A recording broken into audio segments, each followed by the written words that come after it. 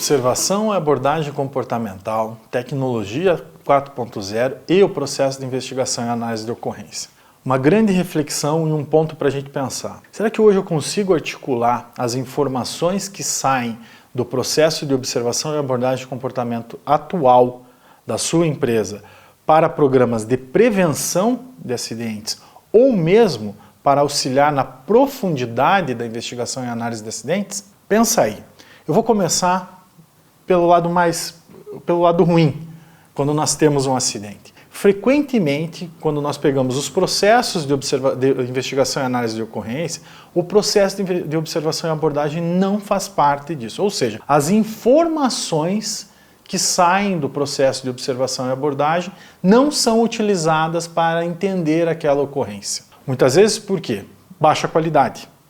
Outras porque não conseguem chegar nas causas raízes, porque só olham, como nós falamos no episódio anterior, a parte observável. O convite que nós fazemos é que com uma boa tecnologia 4.0, imagina o seguinte processo. Tive a ocorrência, eu começo a fazer a análise do cenário, vou me preparar para as entrevistas, me preparar para os grupos de discussão, me preparar para a análise documental, mas antes disso eu acesso o meu sistema e consigo observar quais eram os comportamentos de risco que ocorreram naquela área, quais eram as turmas, as áreas que tiveram os comportamentos de riscos, quais eram os ativadores dos comportamentos de riscos naquela área e daquela turma específica ou daquele turno específico. E a partir disso eu tenho informações preciosas que vão fazer com que todo o processo de coleta de dados seja mais rico, seja mais profundo e que eu realmente consiga identificar aquilo que fica abaixo,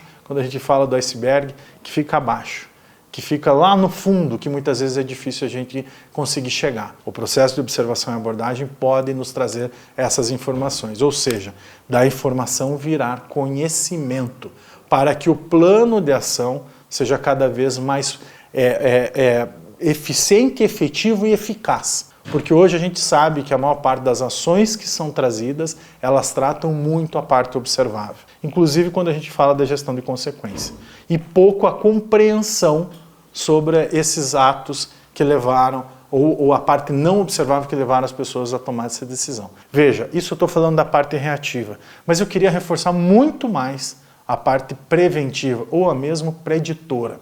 Imagina que você tem hoje, numa área A, um índice de comportamento seguro frequentemente, mensalmente caindo. Ou seja, a relação de comportamento seguro a de risco começando a desequilibrar e aumentando. Ou seja, eu estou tendo mais comportamentos de risco do que comportamentos seguros naquela determinada área, naquele determinado turno ou daquela determinada gerência. E mês a mês, ou semana a semana, ou dia a dia, esse é o 4.0. Dia a dia você consegue observar o índice de comportamento de risco aumentando, o de seguro caindo e o número de comportamentos de risco aumentando. Eu tenho uma tendência que caso não seja feita nada ou não seja nenhuma ação realizada de alto impacto e relevância, com certeza as áreas que têm um maior número de comportamento de risco têm uma probabilidade maior de ter um evento indesejado. Imagina você utilizando o processo de observação e abordagem verdadeiramente para salvar vidas.